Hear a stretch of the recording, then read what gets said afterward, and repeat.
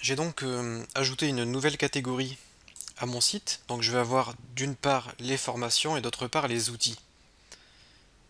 Ce qui donne, donc là je viens juste de modifier l'image que j'ai faite sur Photoshop.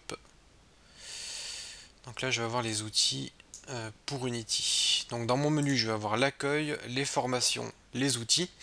Et j'ai mis un lien vers un autre site avec les abonnements en VOD.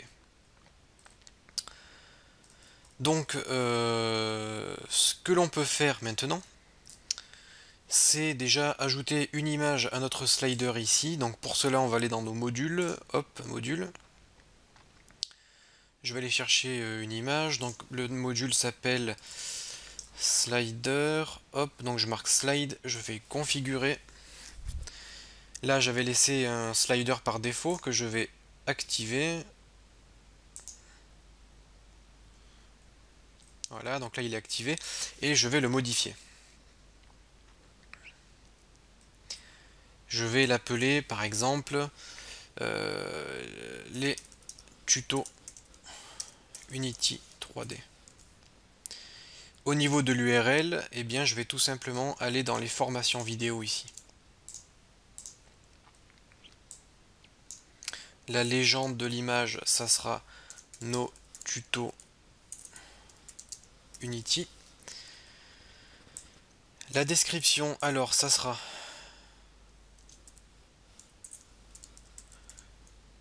tutoriel Unity.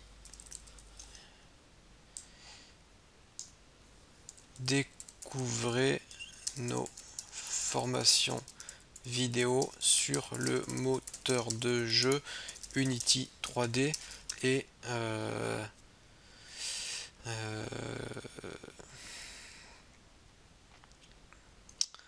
apprenez à créer vos propres jeux. Voilà. Et là, au niveau du bouton Shop Now, je vais marquer voir.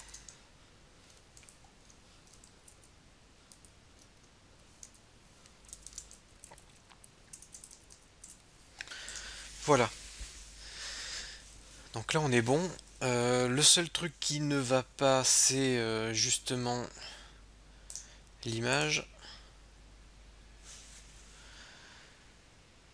Alors, je sais pas si c'est la taille originale par contre. La taille originale, c'est 779 par 448.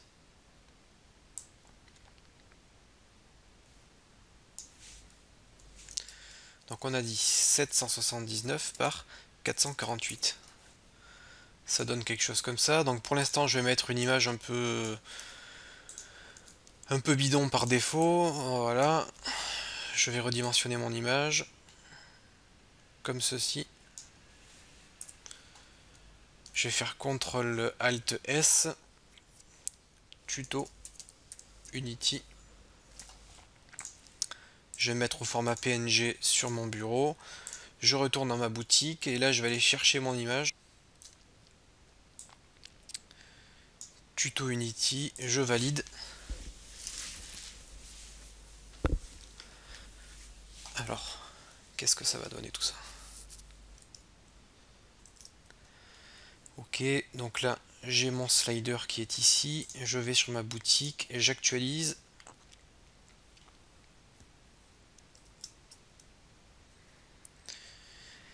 Et là j'ai bien mon image qui est chargée. Par contre, on ne voit pas du tout le texte. On ne voit pas du tout le texte. Du coup, ça c'est pas beau ce que je fais. Donc je fais CTRL Z. Je vais ajouter une couleur. Donc je vais mettre par exemple une couleur assez foncée. Je vais voir ce que ça donne si je fais incrustation de couleurs. Je vais essayer de... Non, c'est pas bon. Je vais essayer de me mettre en normal. C'est pas bon du tout.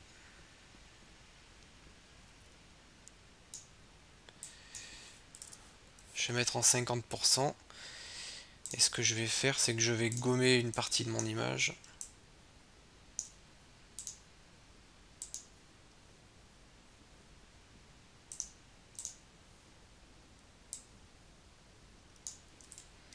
vais essayer de faire un petit effet comme ça.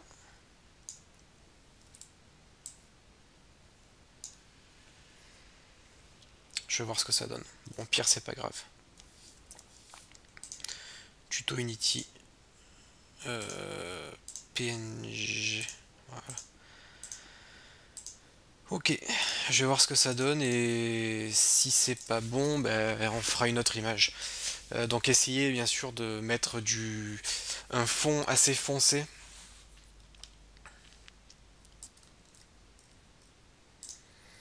Au niveau des images, à l'endroit où vous avez du texte.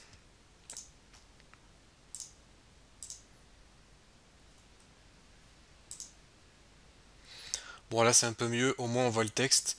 Bon, faut retravailler cet effet qui est moyen encore pour le moment. Mais c'est pas grave. Du coup, si je clique sur mon image ici, normalement, je suis redirigé vers ma page Nos formations vidéo. Donc là, c'est exactement ce que on souhaitait faire. Voilà.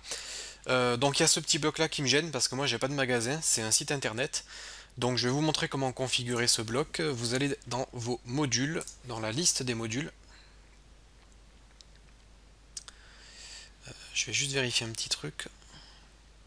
Coordonnées et magasins. Dans préférences coordonnées et magasins ici, préférences coordonnées magasins, vous allez avoir la possibilité de mettre la liste de vos magasins, donc tous vos magasins, toutes vos adresses, si vous avez plusieurs magasins. Donc moi je n'en ai pas, donc je les supprime. Voilà, supprimer la sélection. Est-ce que je vais afficher mes magasins dans le pied de page? Donc moi non. Voilà. Donc vous pouvez mettre vos coordonnées par défaut. Donc j'enregistre. Donc vous, si vous avez des magasins, vous les mettez. Et une fois qu'on a fait ça, on va aller dans les modules, donc dans la liste des modules, et je vais aller chercher le bloc magasin, hop, bloc magasin ici. Je vais aller le configurer. Et le bloc magasin va tout simplement en fait vous permettre déjà d'une part d'afficher le bloc magasin ici, mais aussi de créer un Google Maps. Et dans ce Google Maps, vous allez pouvoir voir l'ensemble des magasins que vous avez, pouvoir faire une recherche et ça va afficher un petit pointeur sur la carte à l'emplacement de vos magasins. Donc moi, ce bloc magasin, vous pouvez donc soit vous pouvez déjà modifier l'image déjà au niveau du module, mais moi je vais le désactiver. Je vais venir ici et je vais mettre désactiver parce que je ne veux pas afficher le bloc magasin. Vous avez exactement la même chose, vous avez le bloc, alors, je vais juste marquer bloc. On a le bloc fabricant. Moi je le désactive, je ne veux pas afficher les fabricants sur le site.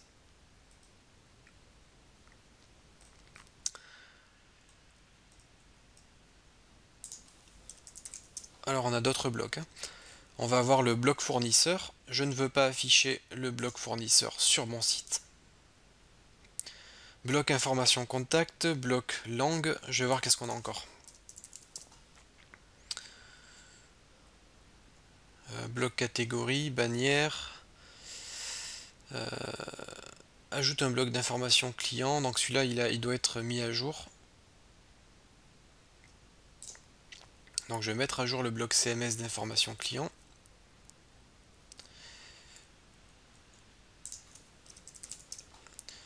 Je veux voir ce qu'il y a au niveau de la configuration des blocs CMS, CMS information client, bloc contact. Qu'est-ce qu'on a d'autre?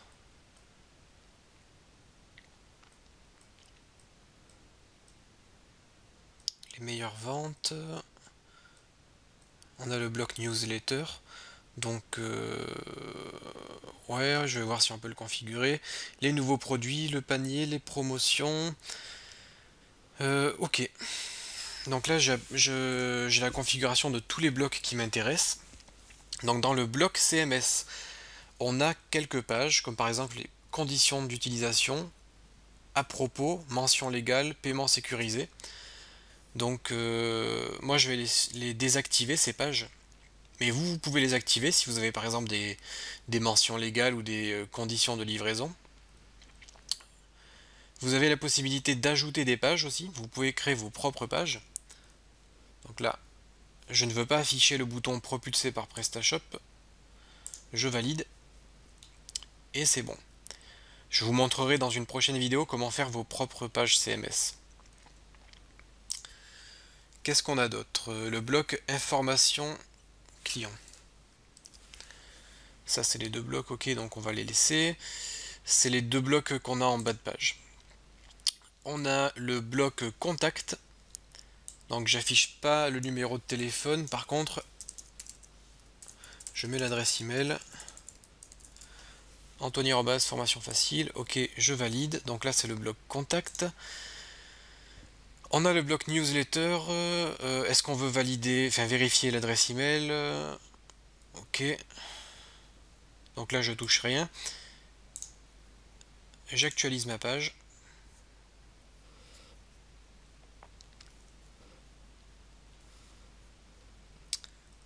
Donc j'ai bien mon bloc magasin qui a disparu. Donc ça c'est bon, c'est ce que je voulais. Le numéro de téléphone a disparu également. Mes catégories apparaissent bien en bas dans le pied de page. Ok, donc là on est à peu près bon, on a une boutique toute propre. Il y a juste là les informations ici qui ne sont pas bonnes. Comme je vous l'ai dit, on a le bloc information. Je vais voir pour le désactiver. Enfin, bloc information client, c'est celui-là ou ajoute un bloc avec les liens utiles pour le client. Ouais, donc ça c'est bon. Non, c'est bon. Donc là, il s'agit des pages CMS. Je vais vous montrer comment les modifier dans une autre vidéo. Ça sera très important de le faire. Et je vous montrerai aussi comment installer d'autres modules qui ne sont pas installés par défaut, notamment le bloc réassurance. C'est un bloc qui permet d'afficher sur votre site des éléments pour rassurer votre client, comme par exemple paiement sécurisé, etc.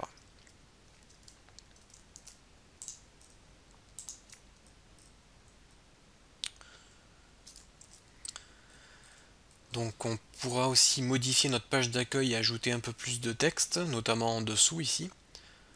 Ça encore une fois je vous montrerai dans une prochaine vidéo dans laquelle on va installer des modules. Je voulais également vous montrer comment importer ou exporter des éléments. Donc par exemple dans les clients, là normalement on a un client de test, John Doe, c'est un client de test installé par défaut. Et vous pouvez donc soit ajouter un client, soit exporter les clients, soit importer des clients. Donc là, exporter c'est très facile, il suffit de cliquer ici, ça exporte déjà automatiquement. Ce que je fais, c'est que je supprime le client que j'ai ici, John Doe. Il n'a pas voulu le supprimer. Comment voulez-vous supprimer? Je veux supprimer complètement mon client. Voilà. Donc je le supprime complètement. D'ailleurs, vous avez quelques petites statistiques au niveau des clients. Le pourcentage d'hommes, l'âge moyen des clients, les commandes par client en moyenne, est-ce qu'ils sont inscrits à la newsletter. Donc vous avez vraiment des statistiques très intéressantes. Et moi là, ce que je vais faire, c'est que je vais importer. Je vais importer une liste de clients. Donc je vais importer un fichier CSV qui a été exporté par PrestaShop. Donc ce que je veux importer, moi, c'est des clients. Vous pouvez importer des produits, des catégories. Et tout ce qu'on a à faire, en fait, c'est choisir un fichier. Donc vous cliquez sur Ajouter un fichier. Vous allez chercher le fichier que vous voulez importer. Donc moi, ça sera mon fichier client. Je passe à l'étape suivante. Donc là, je vais avoir la liste de mes clients à importer. J'ai 0 ligne à ignorer. Et j'importe les données. Voilà, donc là normalement PrestaShop a bien importé mes clients. J'espère que ça s'est bien passé. Donc pour en avoir le cœur net, on va aller dans la liste des clients. Et ça s'est pas bien passé. Je vais voir ce qui s'est passé. Je vais réessayer. Étape suivante.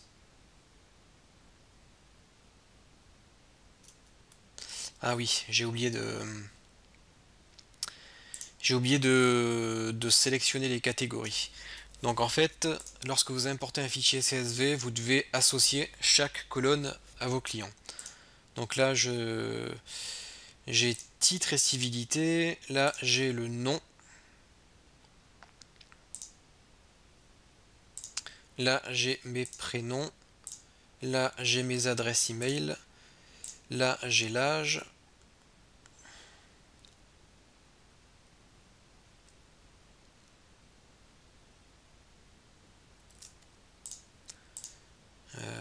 Si j'ai pas l'âge, je vais faire ignorer. Activité. Est-ce qu'ils sont actifs ou pas? Est-ce qu'ils sont inscrits à ma newsletter? Les options. L'inscription, donc la date d'inscription.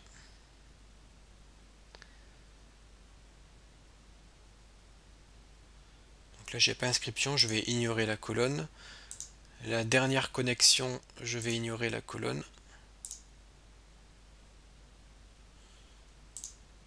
Et là, je vais ignorer aussi. Je vais essayer.